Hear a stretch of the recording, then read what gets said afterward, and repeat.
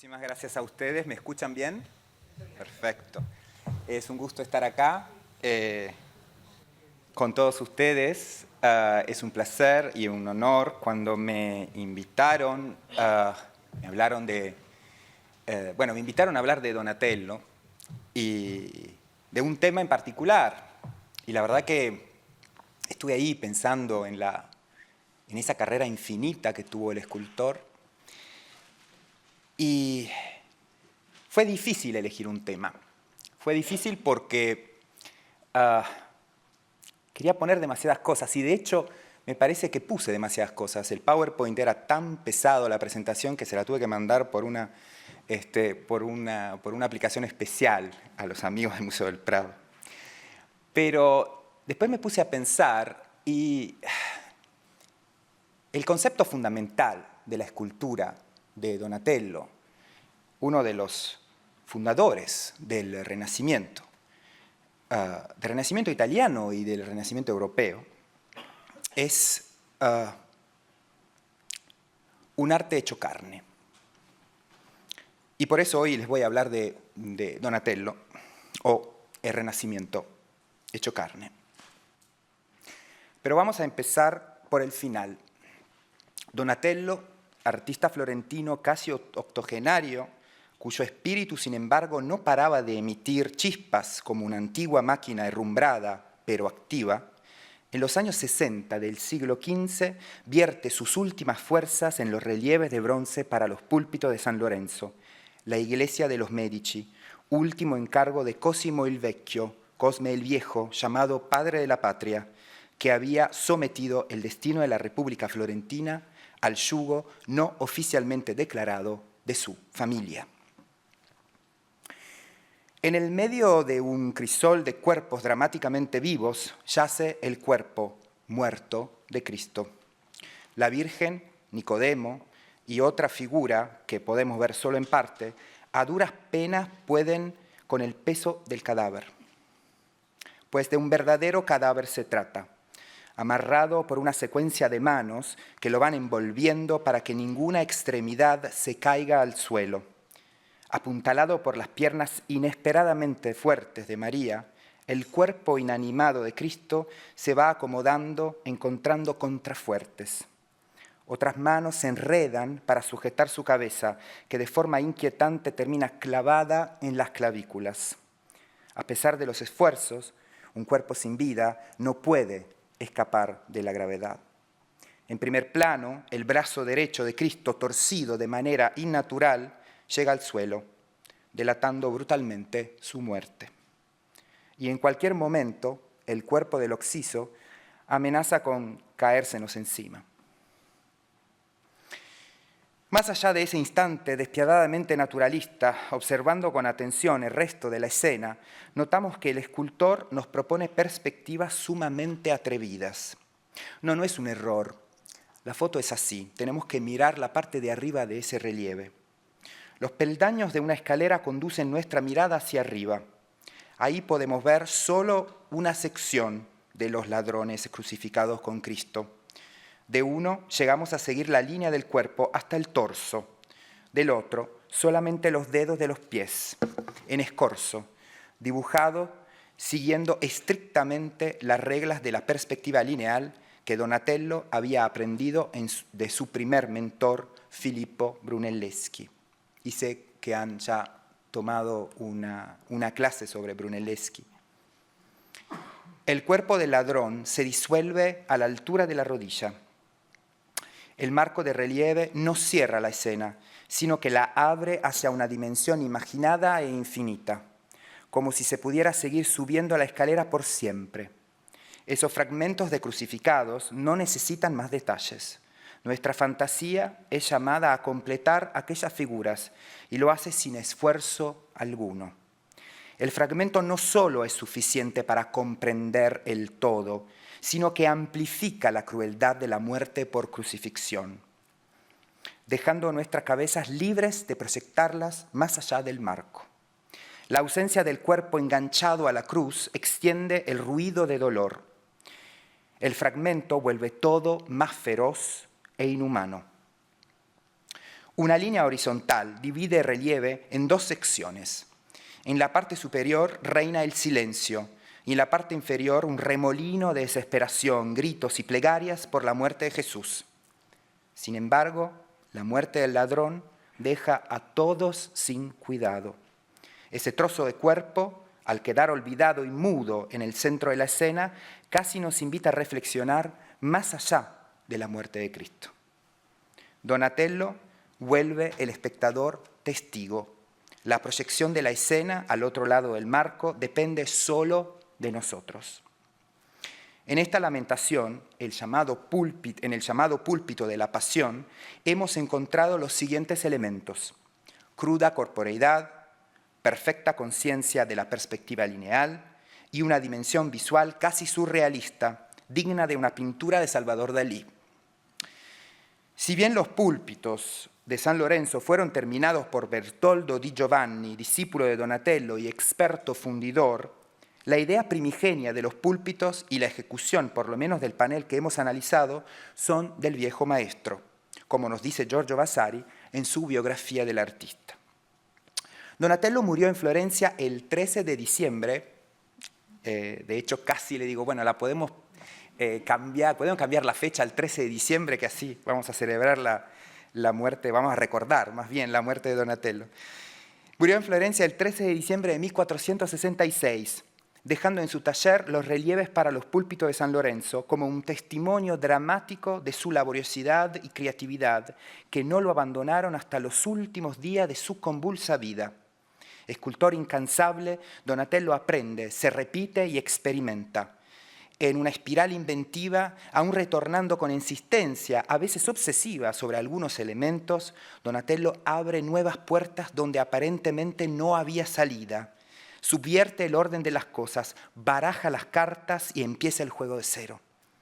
Y la pregunta es, ¿cómo llegó Donatello a esos niveles de expresividad, capacidad técnica y potencia evocativa? A menudo estamos acostumbrados a imaginar el Renacimiento como un mundo luminoso, apacible y calmado, mientras este relieve y los relieves que estamos viendo hacen un ruido infernal en nuestra imaginación. Nos lleva por senderos macabros y oscuros, interrogan todos nuestros sentidos, nos hacen sentir el peso, la resistencia y la sustancia de la carne. Esta tarde con ustedes me gustaría recorrer a contrapelo el camino que abrió Donatello y entender cómo, gracias a él, lo que llamamos Renacimiento se hizo carne. Cosimo el Viejo había muerto en el verano de 1464. Él y Donatello tenían casi la misma edad y habían compartido una temporada de ambiciones única para la historia de Florencia y de la civilización europea. Donatello fue el mayor intérprete de las aspiraciones de Cosimo en el campo de las artes visuales. El proyecto político de Cosimo había sido traducido por Donatello en esculturas por primera vez dignas de la antigüedad. Para ambos, septuagenarios, con quienes la vida había sido muy generosa y quienes, sin embargo, seguían conservando todas sus ambiciones, los púlpitos de San Lorenzo representaban el último costosísimo desafío, siendo el bronce la materia artística más cara por excelencia. Ninguno de los dos, desgraciadamente, pudo ver la obra completada. Los púlpitos se convierten entonces en un verdadero testamento de la pareja artística Cosimo-Donatello, que cambió el curso de la historia del arte europeo. Será por esa razón que, en ese último esfuerzo creativo, Donatello nos parece sumamente libre de expresarse en formas apabullantes.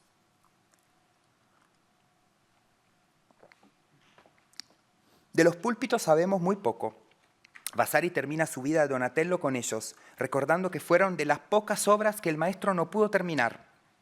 El maestro muy trabajador, dice, ¿no? Pero desgraciadamente no pudo terminar los púlpitos. La fecha 16 de junio de 1465, un año antes de que muriera Donatello, se puede leer inscrita en la escena del martirio de San Lorenzo. 9 años antes, en 1456, el artista recién regresado a Florencia había comprado una gran cantidad de materiales para una fusión, que los historiadores suponen que podría ser el comienzo de la empresa. El panel de la resurrección quedó firmado para la posteridad. Opus Donatelli Florentini. Como hemos anticipado, en los relieves de los púlpitos, Donatello se presenta como un gran maestro de la perspectiva. Cálculos matemáticos sin errores que marcan escenas de vida apasionada, piadosa y atroz. Y aquí ven una reconstrucción del Opificio delle Pietre Dure, que es el mayor instituto de restauración italiano, que restauró los púlpitos hace 7 años más o menos, y hicieron todos los análisis matemáticos y la verdad que la perspectiva es increíble.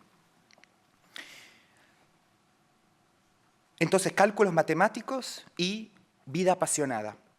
Los dos aspectos conviven en la obra de Donatello sin conflictos. Si miramos la escena donde Donatello dejó su propia firma, tendremos una idea de cómo pasión y perspectiva se enlazan perfectamente en un espacio matemáticamente delineado y delimitado por puertas que casi parecen parte de una escenografía teatral, móvil. Un Cristo incrédulo se levanta lentamente del sarcófago, apoyándose en el vástago de su bandera de la resurrección. La escena no tiene nada de triunfal. A Cristo se lo representa casi sin fuerzas, sin mucha idea de lo que le está pasando, como un hombre que a duras penas se puede mover, pues sigue casi completamente fajado por los vendajes de la inhumación. Más que un resucitado, parece un entorpecido superviviente, cuya carne, más viva que nunca, está a la vista de todos.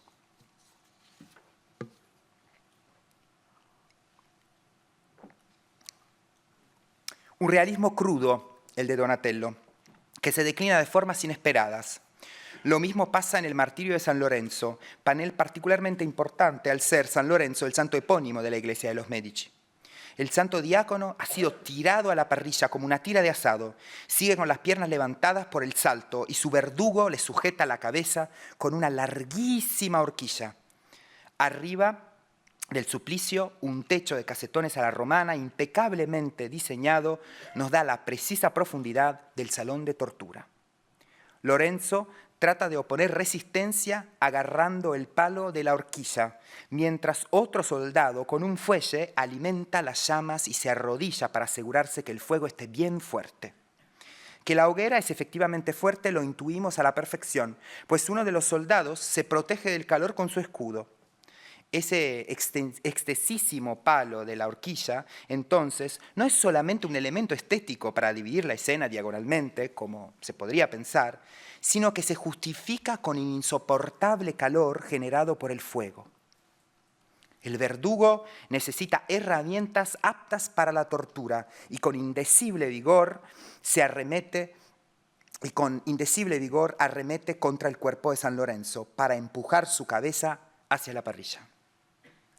Sin embargo, ese movimiento del torturador permite también que Lorenzo dirija la mirada hacia el ángel de la derecha, que está listo para entregarle la palma del martirio.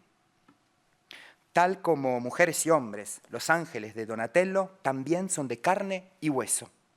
El del martirio de San Lorenzo entra en la escena apurado desde la derecha. El del anuncio de las Tres Marías, siempre en los púlpitos de San Lorenzo, se planta de espalda en la puerta de la casa, mientras la Magdalena acude al umbral apoyándose en una columna. Las alas de los ángeles de Donatello son vivas y se mueven en el espacio como miembros del propio cuerpo de las criaturas celestiales. ¿Alguna vez ustedes se han preguntado de qué manera se podrían implantar alas de pájaro en un cuerpo humano? Donatello sin duda se interrogó al respecto. A lo largo de su carrera imaginó zonas de contacto entre la carne y las plumas. Un buen ejemplo, la misma época de los púlpitos, es este spiritello o duendecillo alado, muy probablemente procedente de una fuente de Palazzo Medici en Florencia, hoy conservado en el Metropolitan Museum de Nueva York. El plumaje cubre casi toda la espalda y los hombros del duende, dándonos una impresión bestial de su naturaleza, como si fuera un cuerpo en transformación. Aún más impresionante resultan ser los pies, donde las plumas están invadiendo los tobillos como si estuviéramos delante de un mutante. Todo sigue un, cito, naturalismo epidérmico e intuitivo, fin de cita, como lo ha definido Aldo Galli, con palabras muy pertinentes. En los últimos años, el Duende de Nueva York ha sido revaluado por Francesco Cagliotti como una obra de directa invención donatelliana encargada en los años 60, los mismos años de los púlpitos, por Piero el Gottoso, el hijo de Cosimo el Viejo, y ejecutada por sus mejores discípulos, probablemente el mismo Bertoldo, que también estaba trabajando en la obra de San Lorenzo. Pero yendo atrás, en los años, el experimental carácter aviario de los ángeles de Donatello sigue sorprendiendo. El amorcillo llamado Attis, del Museo del Bargello de Florencia, que ven acá, o los ángeles de la famosa cantoría de la Catedral de Santa María del Fiore de los años 1436-38, son un palpable testimonio de esos experimentos. Las alas de esos seres sonrientes invaden la parte alta de sus torsos y nos hacen entender que en esas alas circula sangre y responden nervios. El llamado Attis parece sacado de la multitud de los angelotes de mármol que pueblan el balcón de la cantoría florentina. Los ángeles de Donatello bailan y cantan, se mueven frenéticamente en grupo y uno hasta diría que emiten sonidos. Los ángeles de Donatello invaden, delimitan, traspasan el espacio. Como pueden ver acá, la fuerza expresiva de ese grupo de ángeles que puebla la cantoría de Florencia es increíble. Y sobre todo completamente nueva. Como si fuera una terraza, un ángel que, ven acá se asoma su cabecita, un ángel se asoma curioso al capitel del púlpito de la Cíntola de la Catedral de Prato, esculpido por Donatello y su socio Michelozzo entre 1428 y 1438. Tampoco pueden estar quietos en los marcos angostos de sus relieves los angelotes de bronce para el altar mayor de la Basílica de San Antonio en Padua, en el que Donatello trabajó infatigablemente en los plenos años 40. Algunos cantan, otros tocan un instrumento, muchos se atreven a desafiar el recuadro que los encierra.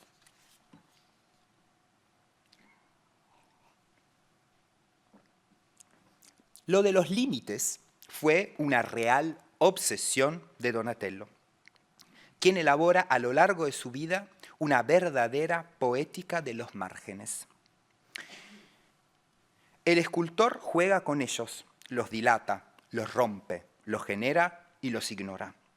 Hemos empezado esta charla con la figura del ladrón que perfora el borde de la Lamentación en el púlpito de la Pasión de San Lorenzo. Tal vez la solución más osada del maestro en toda su carrera. Ahora bien, mirando hacia atrás, son innúmeros los expedientes parecidos sembrados en su carrera. En algunas ocurrencias, los límites del marco enjaulan a los personajes, comprimen el área y no dan a los personajes un espacio vital. Es el caso de la Madonna Dudley, de Londres, o del enterramiento de Cristo en Padua. Como ven, en esa otra escena de enterramiento, no hay pocos centímetros de espacio. Todo el espacio está ocupado por el drama del enterramiento de Cristo, por el drama de la pasión. De esta manera, la escena asfixiada se vuelve mucho más dramática.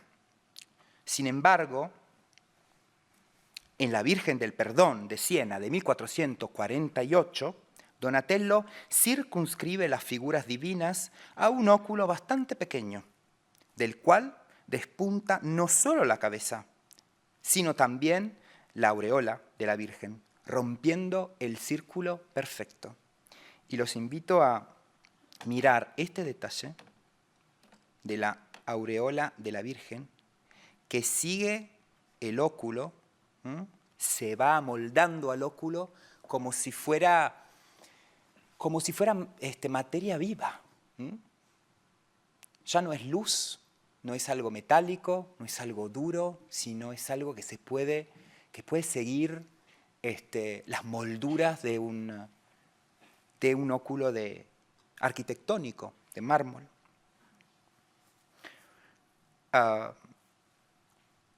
La muy anterior, llamada Madonna Pazzi, hoy en el Bode Museum de Berlín, utiliza el mismo artificio, pero esta vez en un espacio cúbico, todavía más inquietante, porque eso no parece una ventana, sino casi una jaula, ¿no? ¿Cómo podríamos decir? Casi un espacio de tortura de alguna forma, ¿no? No le queda realmente espacio vital a esa Virgen. Una caja. Parece una de esas series de torturas de Netflix. En la luneta de mármol de la sangre derramada de Cristo en la iglesia de Santa Flora y Lucilla en Torrita di Siena, de los primeros años 30, la escena de la resurrección acontece entre ráfagas de viento. El Cristo apenas puede levantar la cabeza, pues la media luna lo constriñe. Pero al mismo tiempo, los bustos de San Juan y de la Virgen asisten a la escena emergiendo de facto del marco inferior. Ideas que seguramente fueron fundamentales para Andrea Mantegna, en cuya crucifixión del Louvre, predela del famoso retablo de San Zeno, los soldados parecen bajar a un sótano invisible que se encuentra más allá del cuadro pintado. El tema de la relevancia visual de Donatello, también en la pintura, obviamente, pero sobre todo en la pintura del área del Véneto, ¿no? Del área de Venecia, donde él había trabajado tanto tiempo, ha sido un tema de estudios de muchos investigadores. Es muy interesante que en esa luneta en particular no haya espacio para Cristo y no haya espacio para los ángeles, ¿no? Que se tienen que adaptar al borde, ¿no? al marco de la luneta, pero la Virgen y San Juan tranquilamente emergen, ¿no? En la escena, surgen sin ningún problema, perforan ese espacio sin ninguna complicación. Y aquí ven, obviamente, que Mantegna, que tomó muchas ideas de Donatello, muchísimas, no solo en pintura, sino también en arquitectura, en la disposición de las figuras, etc., bueno, llega a esas conclusiones donde realmente nosotros nos preguntamos qué está pasando ahí, ¿no? ¿A dónde se están yendo? Y hace 5 siglos que nos preguntamos lo mismo.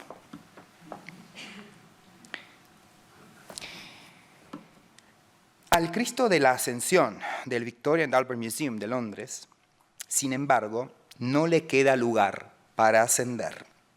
En el relieve de mármol de finales de los años 20, el marco es demasiado bajo, al punto que Cristo tiene que encorvarse del todo para entrar en la escena. Eso es muy particular. La ascensión siempre ha sido un tema completamente vertical, o por lo menos de una horizontalidad, digamos, bien organizada. Donatello rompe todos los esquemas. No hay espacio para ascender. Cristo no puede ir más allá del marco. Se tiene que encorvar. Tiene que estar pendiente. Tiene que estar pendiente de lo que nos está pasando a nosotros. En la Virgen de las Nubes de Boston pasa exactamente lo mismo. Tenemos a otra Virgen enjaulada, donde realmente no le queda No le queda espacio vital alguno. Y pensándolo bien, si el Cristo muerto de relieve del Victorian and Albert Museum de Londres de repente se levantara, no habría espacio suficiente para alojar su figura. Este relieve, y uno posterior que ven a la derecha, del mismo tema para el altar de San Antonio en Padua, nos introducen a otra característica recurrente del arte de Donatello, la teatralidad. Y cuando hablo de teatralidad, no me refiero a los gestos exagerados y al dinamismo de sus figuras, sino a una puesta en escena, en algunos casos, hasta con telón. Como en un estudio fotográfico, los angelitos tienen tendida una sábana, alusión obvia al sudario, que convierte la presentación del cuerpo muerto de Cristo en un momento altamente performativo. Y los ángeles levantan literalmente el telón, como si de un espectáculo trágico o de una sacra representación se tratara, en la sección superior del tabernáculo eucarístico para la Basílica de San Pedro en Vaticano, una de las pocas obras del año romano de Donatello de 1432. Y aquí lo pueden ver, ¿no? Acá están dos angelitos que nos están mostrando, de nuevo, una escena del enterramiento de Cristo. Y hasta pueden ver, ¿no? Toda la estructura del telón, cómo está armado. Obviamente todo eso está esculpido en el mármol. Y la idea es justamente que ese momento teatral, ese momento performativo, ese momento de movimiento y también de movimiento del alma, ¿no? Nos hable de la muerte de Cristo, nos sorprenda.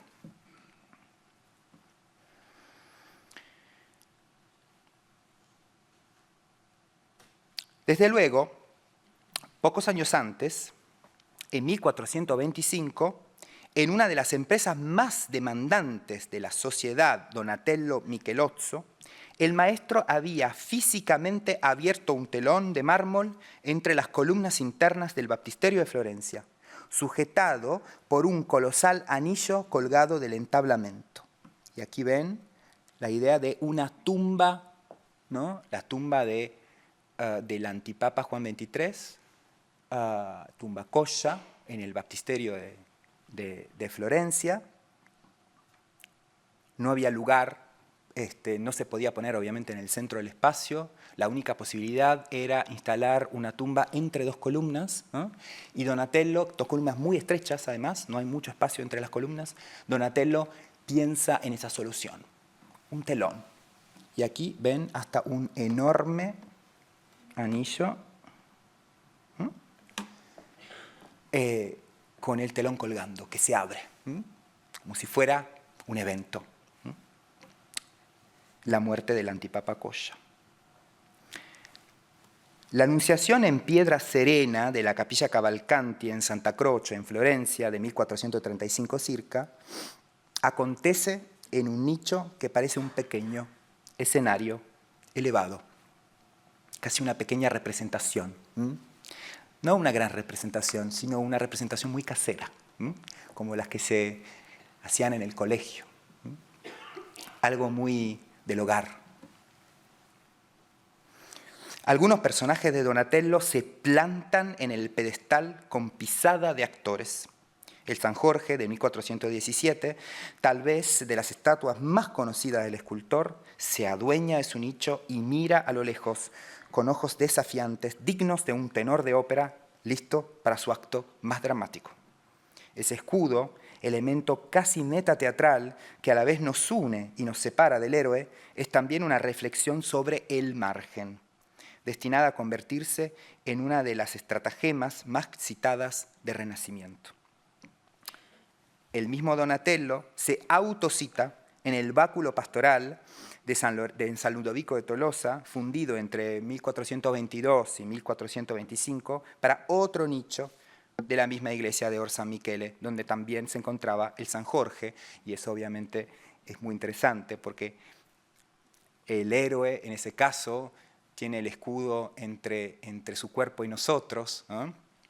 Y algunos años después, Donatello tiene que hacer una escultura, esta vez en bronce dorado, y va a poblar el báculo de San Ludovico de Tolosa con pequeños angelotes en la misma posición, ¿no? Juega con su propio catálogo, con su propio catálogo de venta. Donatello también era un gran empresario, era un hombre muy creativo, pero obviamente tenía un negocio importante, digamos. Hace referencia a su propio trabajo. Los escuderos de Niccolò da Tolentino, pintados por Andrea del Castagno en 1456 en la Catedral de Santa María del Fiore en Florencia, se instalan en la plataforma en la misma posición, con el escudo en la misma posición. El castellano Alonso Berruguete, un siglo después del original donatelliano, seguía reflexionando sobre la misma idea, pero esta vez San Jorge es un adolescente temeroso que solo está deseando esconderse detrás de ese escudo. La perspectiva lineal para Donatello es también una manera de crear un escenario teatral para sus narraciones. Infinitos podrían ser aquí los ejemplos, pero el palacio de Herodes, en la entrega de la cabeza de San Juan Bautista para el baptisterio de Siena, tiene todo el aspecto de una escenografía teatral. Una escenografía, en toda honestidad, un tanto extraña, entre un palacio y una cárcel, y que parece armada con paneles de madera por una compañía itinerante de medio pelo. Casi entre bastidores se mueven los personajes secundarios, quienes se aprontan a entrar en la escena, mientras en primer plano se consuma el coup de théâtre. La cabeza del Bautista provoca desconcierto en movimientos concéntricos y centrífugos. El relieve principal del pilón había sido, obviamente el del bautismo de Cristo, había sido encargado a Lorenzo Ghiberti, quien con su sobrenatural elegancia se limita a repetir una idea de casi 20 años atrás de la puerta norte del baptisterio de Florencia, que él mismo había hecho. Y aquí pueden ver una comparación. Casi nada ha cambiado, por lo menos en la idea principal.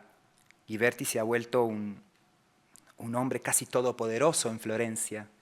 Tiene enormes capacidades, los mejores discípulos. Puede trabajar el bronce y los metales como nadie, pero sigue en el mismo camino. Durante exactamente los mismos años, en la misma pila bautismal de Siena, terminada en 1427, Ghiberti y Donatello muestran dos mundos visuales ya distantes, años luz. En uno hasta podemos medir no solo el espacio, sino también las emociones. En Donatello los tenemos todo muy claro. Podemos seguir una historia, podemos seguir los personajes, hasta detrás del telón. Nos podemos ir más allá de la escena principal. En el relieve de Ghiberti, de una elegancia increíble, donde los cuerpos son líneas, obviamente no está pasando todo eso, se está quedando atrás. Lo que pasa es que las diferencias las solemos notar en monumentos distintos, en obras distintas, ¿no? En este caso es el mismo monumento, es el mismo pilón, es el mismo objeto que está mostrando dos maneras completamente diferentes de imaginar el espacio.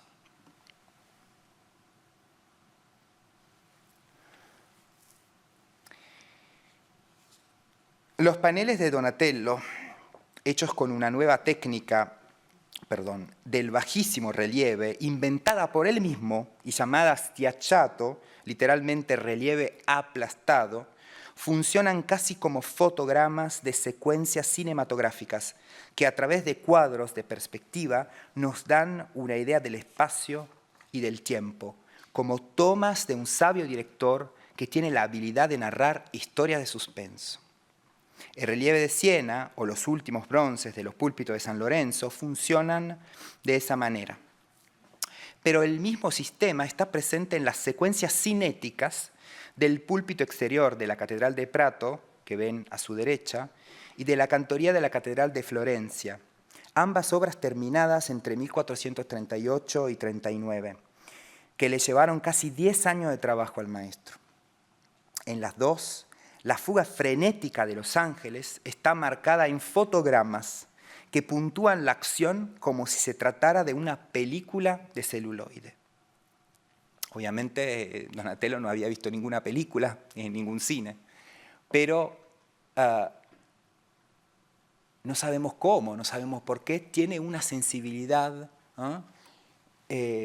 particular a la hora de narrar en fotogramas, en cuadrados, y lo hace justamente, probablemente, para dar una idea de dinamismo, de acción, de movimiento circular,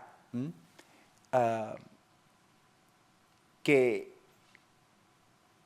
deja a todo el mundo, sobre todo en aquella época, muy sorprendidos. El movimiento, pues, se une a la expresividad. El lenguaje del cuerpo en la obra de Donatello lo puede todo. Un catálogo de gestualidad que el escultor conjuga en infinitas posibilidades. Los personajes de Donatello, por la desesperación, se ponen las manos en la cara. Se apoyan en otra figura para fijarse en qué dice el libro de los cantos. Se agarran de una columna, como haríamos todos nosotros, ¿no?, en el umbral de una casa. Se acurrucan con las manos entre las piernas, como esa María, que ya no le queda nada, en esa escena de crucifixión, con sus manos entre las piernas. Ya no puede hacer nada, sus manos ya no sirven. Solo se puede encerrar en sí misma. De hecho, si bien Donatello es el gran maestro de los furiosos movimientos del alma, no hay que olvidar que es a la vez el gran inventor de un código visual extraordinariamente intimista de la maternidad. La relación entre madre e hijo es un microcosmo emocional construido con pequeños gestos y miradas, historias mínimas, por así decirlo, que ocurren en las paredes del hogar. El niño Jesús juega con el velo de la madre y nos mira con cara de pícaro en las esculturas de Berlín a su izquierda y de Detroit a su derecha. Se escapa asustado para agarrarse del cuello de la Virgen en las versiones del Museo Bardini de su izquierda y de Londres a su derecha. Busca la teta en las prendas de su mamá, en la estatua de Pontorme. Y acá ven un detalle realmente donde el niño como está buscando seguridad, ¿no?, en el cuerpo de la madre. Casi se siente amenazado. Y bueno, tenía razón. El niño nos observa curioso y algo temeroso, como si fuéramos un huésped inesperado en la Virgen del Perdón de Siena. Las Madonas de Donatello, sin embargo, también se pueden volcar hacia un mundo íntimo y por completo interior, que ni considera al espectador. Es el caso de la Madonna Pazzi, que ya hemos visto en Berlín, o de la Madonna Dudley, de Londres. Diálogos hechos de sonrisas y silencios, que llegan a puntos nunca imaginados en la representación de la condición humana. Un niño sonriendo, inconsciente de su destino, y una madre muda que, por desgracia, ya sabe cómo acabará la historia.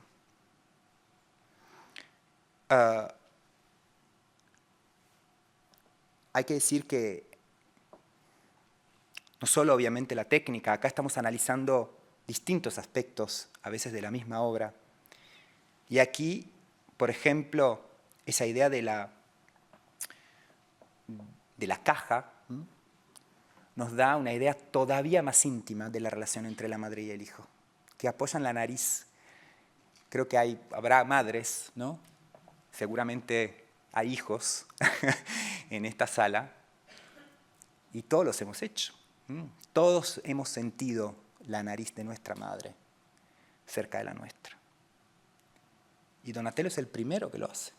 Donatello es el primero que lo imagina en una obra de arte. No hay precedente.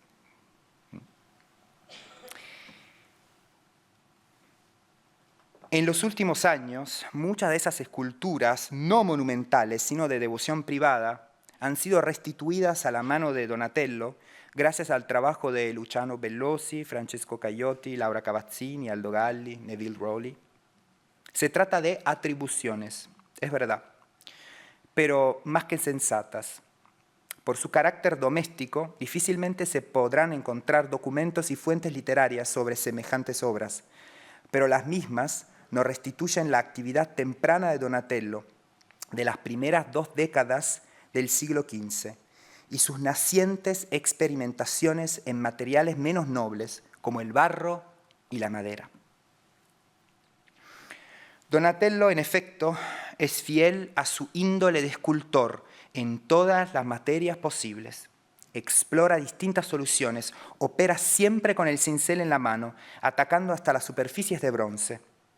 La materia misma termina inspirando al artista, quien la convierte en carne viva. Casi personas vivas y no estatuas, escribía de sus obras Giorgio Vasari. Esculturas vivas a las que solo le falta la palabra, como recuerda la leyenda del mismísimo Donatello, intimándole a que hablase a uno de sus profetas de mármol, que acá ven, el llamado Zuccone, en español el cabezón, y entendemos por qué, del campanario de Santa María del Fiore. En los diálogos titulados I Marmi, los mármoles, de Giovanfrancesco Doni de 1552, el San Jorge de Donatello habla, él mismo, la estatua, habla, e invita a un transeúnte a que vaya a ver el Zuccone de Donatello, pues está tan vivo que solo le falta el aliento. Y efectivamente, las figuras de Donatello parecen cobrar vida con miradas penetrantes y aterradoras. Fue una lección fundamental para el joven Miguel Ángel, y esa llamada terribilidad que habría infundido en sus estatuas. Y aquí ven, obviamente, el Moisés de Miguel Ángel de San Pietro in Vincoli, en Roma. Ahora bien, más allá del clásico topos de estatua viva, de estatua que habla, de estatua que justamente respira, la aportación revolucionaria de Donatello no es simple naturalismo, sino una realidad encarnada. No es casualidad que Vasari haya mencionado las siguientes 2 como características afines, pero distintas, en su elogio del David de bronce, que aquí ven. Las características son vivacità, vivacidad, y morbidezza, palabra repleta de significado que Horst Janssen, porque era de origen alemán, el autor de la monografía de referencia sobre Donatello, él traduce morbidezza como suave textura de la carne. Mórbido en italiano quiere decir suave, no quiere decir mórbido como en español. Entonces estamos hablando de una suave textura de la carne. Desde luego, Giovan Battista Gelli, otro biógrafo del siglo XVI, afirmó que la estatua de San Juan Bautista, que aquí ven, del Palacio Martelli, parecía realmente de carne. Y realmente de carne y hueso parece la Magdalena de madera de Florencia, una obra de los plenos años 50, en la que la compañera de la Pasión de Cristo aparece completamente consumida por el desierto, teatro de su retiro espiritual. Es casi una bruja leprosa, recién salida de una cueva, que nos cuesta mirar a los ojos y que, sin embargo, nos pide compasión. Igualmente, el San Juan Bautista, para la iglesia de Santa María dei Frari en Venecia, casi 20 años anterior, esquelético y magullado, intenta abrir los ojos, intenta enfocar al espectador. Ya no queda carne en esos cuerpos deshidratados. Llegamos a sentir el hedor del descuido, a escuchar unas palabras balbuceadas. Si con la madera Donatello tenía seguramente la máxima familiaridad, tuvo que encontrar a golpes de experimentos su propia vía para expresarse en el arte del bronce. Ese recorrido culmina, como hemos visto, en los púlpitos de San Lorenzo, pero pasa por la producción de bronces magmáticos, como los ha definido Aldo Galli. Un ejemplo tangible de ese magmatismo, permítaseme el neologismo, es la pequeña Lamentación de Londres, de la que acá les propongo no solo esta fotografía, sino también fotos desde abajo, para que se percaten de la fluidez salvaje de los últimos bronces de Donatello, donde la carne se derrite en una catarata a la vez dúctil y metálica, de pena y desconcierto. Demacrado o vigoroso, en Donatello el cuerpo es siempre legible debajo de las prendas. Ya sentimos la presencia del organismo robusto de San Marcos, primera estatua para los nichos de San Michele, terminada en 1416, mientras no parece existir cuerpo debajo de la elegantísima túnica del Bautista de Ghiberti, fundida en bronce exactamente en los mismos años. De nuevo un parangón con Ghiberti y su enorme elegancia. La constante búsqueda de la verdadera carne es un topos recurrente en la carrera, en las biografías y casi en la hagiografía de Donatello. Según Vasari y otras crónicas del siglo XVI, Brunelleschi lo acusó de haber puesto en la cruz a un simple campesino en el crucifijo de madera de Santa Croce, que aquí ven. A lo que Donatello respondió que a Brunelleschi la naturaleza le había concedido esculpir Cristos y a él solo campesinos, aludiendo a su necesidad inapelable de representar la realidad. En estas, que son las primeras obras independientes de Donatello, la temperatura realista sube a niveles exponenciales. Ya el crucifijo de Santa Croce o el Corpus Christi de la Puerta de la Mandorla de Santa María del Fiore en Florencia, que ven a su derecha, ambos de 1408, los albores de la carrera de Donatello, ambos nos hablan de un escultor veinteañero que ya se ha desviado hacia el camino de la modernidad. Muchas gracias.